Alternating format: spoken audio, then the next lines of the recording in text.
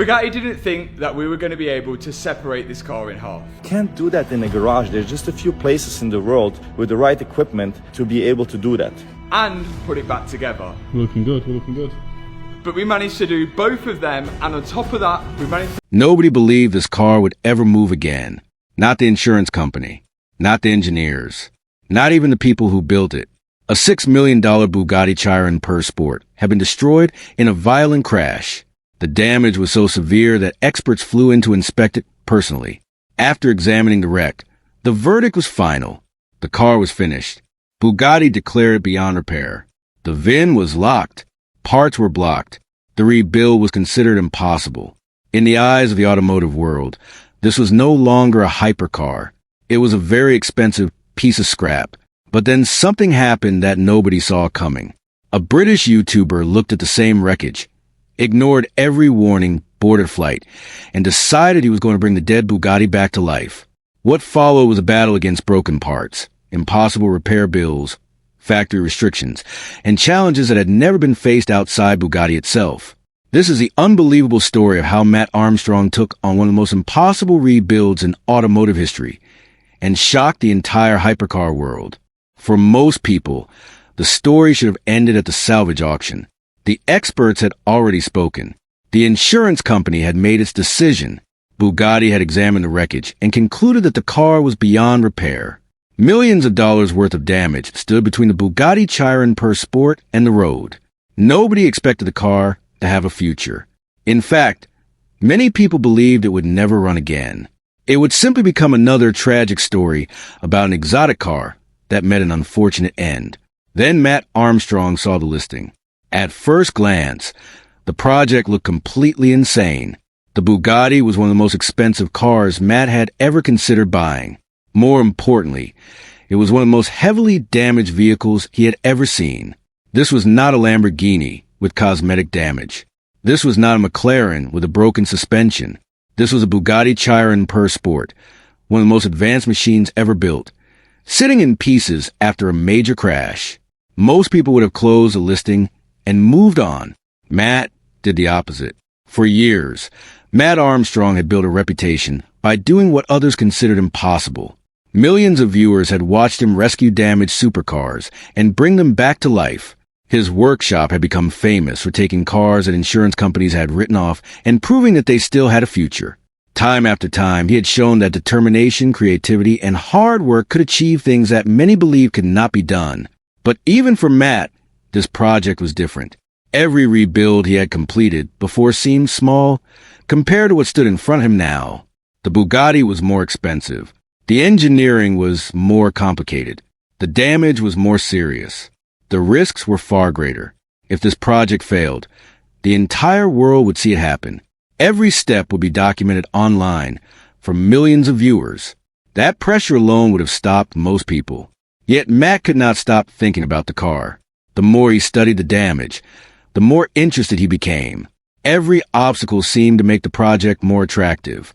Every expert who said it could not be done only increased his determination. Instead of seeing a dead Bugatti, Mat saw the biggest challenge of his career. Soon, he made a decision that would shock the automotive community. He booked a flight to Miami. The journey itself felt like the beginning of an adventure. Mat knew that he was stepping into unknown territory. Unlike previous projects, there was no guidebook for rebuilding a crashed Bugatti Chiron Per Sport. No YouTube series existed showing how to do it. No online forum offered a complete solution.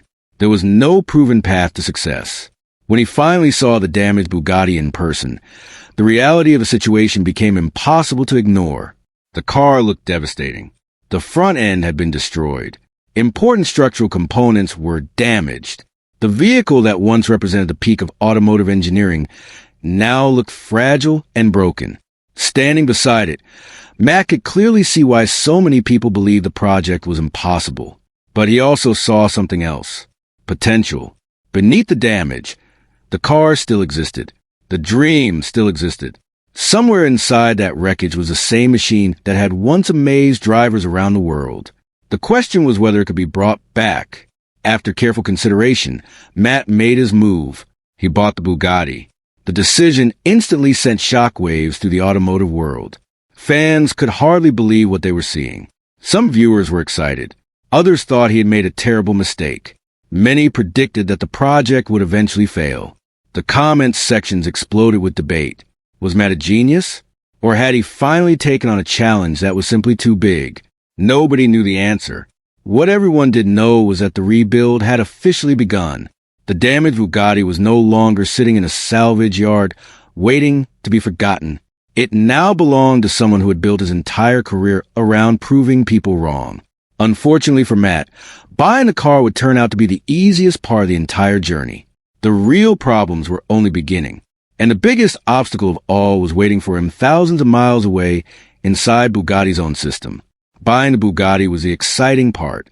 It created headlines, sparked discussions across social media, and gave millions of viewers a reason to follow the project. But once the excitement settled down, Mat Armstrong came face to face with a reality that was far more serious than anyone had imagined. The challenge was no longer about owning the car. The challenge was about finding a way to repair it. And almost immediately, he discovered that the biggest obstacle was not the damage. It was Bugatti itself.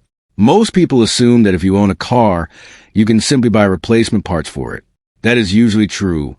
Whether it is a family sedan, a sports car, or even most supercars, owners can normally order components they need. The process may be expensive, but it is possible. The Bugatti Chiron Per Sport was different. After examining the damaged vehicle, Bugatti had already decided that the car should never return to the road. From the company's perspective, the damage was simply too severe. More importantly, they believed repairing such a heavily damaged hypercar outside their own factory could create serious safety concerns. Then came the decision that changed everything. The vehicle's VIN was locked. For people unfamiliar with the automotive world, a VIN is a vehicle identification number. It is essentially the car's identity. Manufacturers use it to track service history, parts orders, and ownership records. When Bugatti locked a VIN, they effectively built a wall around the car. Suddenly, official Bugatti parts became almost impossible to obtain. Authorized dealerships could not simply sell replacement components for that specific vehicle. Workshops connected to the Bugatti network could not help. The normal supply chain that supports owners around the world was no longer available. The message was clear. Bugatti believed the car was finished, and they had no intention of helping anyone bring it back. For Matt, this created a problem unlike anything he had faced before. In previous rebuilds, damaged parts could usually be replaced by ordering new ones. Sometimes the process was expensive. Sometimes it required patience. But eventually the necessary components could be found. Now, even money could not solve the problem. You cannot buy parts that nobody is willing to sell. The situation quickly became one of the most discussed topics in the automotive community. Some people supported Bugatti's position. They argued that the company was protecting its reputation and prioritizing safety. After all, the Chiron Per Sport was not an ordinary car. It was one of the fastest and most advanced road vehicles ever created. Others saw things differently. Many viewers believed that once someone legally owns a vehicle, they should have the right to repair it. They argued that manufacturers should not decide whether a car deserves a second chance. According to that view, if an owner is willing to invest the time, money, and effort, they should be free to rebuild whatever they own. The debate continued online, while Matt focused on finding solutions. And solutions were desperately needed. As the team began inspecting the damage more closely, the scale of the challenge became clearer. The front structure had suffered major damage. Carbon fiber components needed attention. Airbags had deployed. Critical mounting points required inspection. Important systems would eventually need replacement or repair. The list seemed endless. Every day revealed another problem. Every new problem seemed to require a part that could not be purchased through normal channels. At this point, many people expected Matt to walk away. Some viewers believed he had already gone as far as he could. Others thought the project would become a permanent garage decoration, a reminder that even the most successful rebuilders have limits. But Matt refused to quit. Instead of asking whether the rebuild was possible, he started asking a different question. How could we make it possible? That simple change in thinking would define everything that followed. If official parts were unavailable, alternatives would need to be found. If original components could not be purchased, they might have to be recreated. If traditional solutions did not exist, entirely new solutions would have to be invented. The rebuild was no longer becoming a normal repair project. It was becoming an engineering challenge. And somewhere ahead, hidden behind all the obstacles, was a moment that nobody expected. Because despite the public criticism, despite the lock-in, and despite all the warnings, Bugatti's position would eventually begin to change. The wall that seemed impossible to break was about to develop its first crack. By this point, Mat Armstrong's Bugatti rebuild was no longer just another YouTube project. What had started as a daring purchase was turning into one of the most talked about automotive stories on the internet. Millions of people were following every update. Car enthusiasts debated the project daily. Some believed Mat was making history. Others believed he was heading toward a very expensive failure. No matter which side people supported, one thing was becoming clear. The entire automotive world was paying attention. Then an even bigger name entered the conversation. Mat Armstrong. For anyone familiar with hypercars, Mat Armstrong is one of the most respected figures in the industry. He built his reputation through innovation, technology, and engineering excellence. Over the years, he transformed his company from a small startup into one of the most important names in high-performance automotive development. Eventually, Bugatti became part of the company now known as Bugatti Rimac. Because of that position, many people wanted to know what he thought about Mat Armstrong's rebuild. When the subject came up publicly, Mat Armstrong did not simply ignore it. Instead, he addressed it directly. His comments immediately attracted attention because he understood exactly how serious the situation was. Unlike many internet commentators, he knew the engineering challenges hidden beneath the damaged bodywork. His concerns were understandable.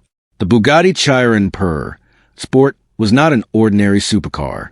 It was one of the most advanced road-going machines ever created. Every system was designed with incredible precision. The carbon fiber structure, suspension components, cooling systems, electronics, and drivetrain all work together in ways few vehicles ever have. According to Rimac, the biggest concern was safety. If a heavily damaged hypercar is rebuilt incorrectly, the consequences can be severe. Structural weaknesses may not always be visible. Components that appear repaired could behave differently during future impacts. Small mistakes could potentially create serious risks for anyone driving the vehicle. These were not personal criticisms of Mat Armstrong. They were engineering concerns. And because they came from one of the most respected names in the industry, people listened carefully. Suddenly, the story became much bigger than a YouTube rebuild. It was now a debate about modern automotive engineering, repair rights, manufacturer control, and whether independent workshops could successfully restore vehicles that manufacturers consider beyond saving. The discussion spread across social media, automotive websites, podcasts, and news outlets. Every new update generated more attention. Every statement created new conversations. Ironically, all of this attention helped the project grow even larger. The more people talked about the rebuild, the more viewers became interested in seeing how it would end. Could Mat actually prove everyone wrong? Could YouTuber rebuild a hypercar that one of the world's most advanced manufacturers had effectively written off? The questions kept growing. Then something unexpected happened. Instead of becoming more hostile toward the project, Bugatti's position slowly began to soften. At first, the changes were subtle. Small signs suggested that communication channels were becoming more open. The rebuild was no longer being viewed purely as an impossible dream. Behind the scenes, discussions continued. The project had become too visible to ignore. Millions of people were watching. The entire automotive community was invested in the outcome. Eventually, some restrictions that had once seemed permanent began to change. The door that had been completely shut was no longer locked as tightly as before. This did not mean Mat suddenly received unlimited support. Far from it. The rebuild remained incredibly difficult. Parts were still hard to obtain. Challenges continued appearing almost every day. The project was still operating far outside the normal procedures that Bugatti preferred. But for the first time since buying the car, there was genuine hope. The rebuild no longer felt completely impossible. Mat and his team finally had a path forward. It would still require enormous effort. It would still demand creativity, patience, and problem solving on a level few independent workshops had ever experienced. Yet the situation was slowly improving. Of course, gaining a path forward was only the beginning, because as soon as the team started tearing deeper into Bugatti, they discovered the true scale of the damage. And that was the moment everyone realized this project was going to be far more difficult than anyone had imagined. The crash had not simply damaged a few expensive parts. It had wounded the very heart of the car itself. And fixing that damage would require solutions that nobody had ever attempted on a Bugatti before. By now, the rebuild had already survived challenges that would have ended most projects. The Bugatti had been written off by experts, blocked from official parts channels, and declared too damaged to repair. Yet somehow, Mat Armstrong and his team were still moving forward. The car was slowly beginning to look less like a wreck and more like a machine waiting to return to life. But one of the biggest challenges of the entire rebuild was still sitting right in front of them. The problem centered around a critical bracket that connected major parts of powertrain. During the crash, this component had suffered damage. On most cars, replacing a damaged bracket would be a routine job. A mechanic would simply order a new part and install it. Unfortunately, this was not most cars. This was a Bugatti Chiron Per Sport. And once again, getting an original replacement was not an option. The team faced a difficult choice. They could spend months searching for a solution that might never appear, or they could create their own. They chose the second option. What happened next showed just how far modern engineering technology has come. Instead of relying on traditional repair methods, the team turned to advanced digital tools. They carefully examined the damaged bracket and began scanning it using 3D technology. Every curve, angle, and mounting point was recorded in precise detail. The goal was simple: create a digital copy of the original component. Once the scan was complete, the data was transferred into specialized computer software. Engineers used the information to build a detailed CAD model. CAD stands for Computer-Aided Design, a system that allows engineers to create highly accurate digital versions of real-world objects. For viewers watching a rebuild, it felt like something from the future. The damaged Bugatti part was being recreated inside a computer. Every measurement mattered. Every hole had to be in exactly the right position. Every surface needed to match perfectly. A small mistake could create major problems later. The pressure was enormous. After countless hours of work, the digital model was complete, but creating a design was only the first step. Now the team had to transform that design into a real-world component capable of surviving inside one of the most powerful production cars ever built.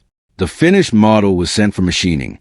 Using precision manufacturing equipment, a completely new bracket was created from raw material. Piece by piece, the machine shaped the metal until it matched the digital design exactly. When the finished part finally arrived, it looked incredible. What had once been a damaged component now existed as a brand new replacement created entirely through engineering and determination. For many viewers, this became one of the most impressive moments in the entire series. The team had not simply repaired a Bugatti. They had engineered a solution that many people believed would be impossible outside a factory environment. But even as the success was celebrated, more challenges continued appearing. That was the reality of the rebuild. Every victory revealed another obstacle. Every solved problem uncovered a new one. Yet with each passing week, confidence inside the workshop continued growing.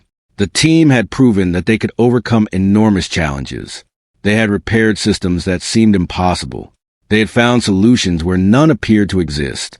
Most importantly, they were beginning to understand the car. A Bugatti Chiron is not just a collection of parts.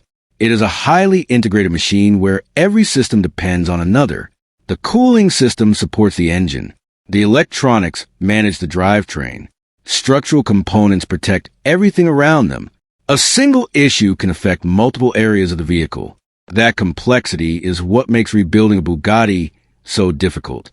It is also what made this project so fascinating. Millions of viewers were no longer watching just because they wanted to see a damaged car repaired. They were watching because every episode felt like a battle between determination and impossibility. And despite all the obstacles, determination was winning. The rebuild was gaining momentum. Parts were being repaired. Systems were coming together. Major structural challenges were being solved. For the first time since the crash, people began asking a question that once seemed ridiculous. Could this Bugatti actually run again? The answer was still uncertain. But before anyone could think about starting the engine, the team faced another enormous task. The damaged Bugatti had effectively been separated into two sections during the rebuild process. Now they needed to bring the entire car back together. And one small mistake during reassembly would create a setback that nobody saw coming. After months of planning, repairing, fabricating, scanning, machining, and solving one impossible problem after another, Mat Armstrong's team finally reached a stage that felt almost unbelievable. For the first time since the devastating crash, the Bugatti was beginning to look like a complete car again. The piles of damaged parts that had once filled the workshop were slowly disappearing. Repaired components were finding their way back onto the chassis. Systems that had been scattered across workbenches were being reconnected. The project was entering one of the most exciting phases of any rebuild, reassembly. But as every experienced mechanic knows, this stage can also be one of the most dangerous. When a car is taken apart, every component is separated and easy to access. During reassembly, everything must fit together perfectly. One forgotten connector, one misplaced bolt, or one damaged sensor can create massive problems later. On a normal vehicle, such mistakes can be frustrating. On a $6 million Bugatti Chiron Sport, they can become nightmares. The team understood the importance of every step. Nothing could be rushed. Nothing could be guessed. Every part had to return to its exact position. One of the most important moments involved reconnecting the major structural sections of the vehicle. Because of the crash and the repair process, the Bugatti had effectively been separated into front and rear sections. Bringing those sections back together was not simply a matter of tightening a few bolts. It required precision, patience, and complete confidence that everything was correctly aligned. The responsibility was enormous. If anything was out of position, it could affect the entire vehicle. Viewers watched closely as the team carefully prepared for the operation. Piece by piece, the sections were moved into place. Measurements were checked repeatedly. Alignment points were verified. Every movement was performed with extreme caution. Then came one of the most famous details of the entire rebuild: 14 titanium bolts. To most people, bolts are ordinary hardware. But these were not ordinary bolts. These titanium fasteners played a critical role in reconnecting the structure of one of the world's most advanced hypercars. Strong, lightweight, and engineered for demanding applications, they represented another reminder of how special the Chiron really was. One by one, the bolts were installed. Slowly, the two halves of the Bugatti became one again. For the first time since the accident, the vehicle once again existed as a complete structure. Inside the workshop, it felt like a major victory. The impossible rebuild was moving forward. The dream was becoming reality. Excitement was growing among viewers around the world. Every successful step increased confidence that the car might actually return to life. Then disaster struck. Not a massive disaster. Not a dramatic crash. Not a catastrophic mechanical failure. Something much smaller. And somehow much more frustrating. During the complex reassembly process, Mat accidentally damaged a fuel tank pressure sensor. It was a relatively small component, hidden deep within the vehicle. On paper, it sounded insignificant compared to shattered structural parts and damaged drivetrain components. In reality, it was critical.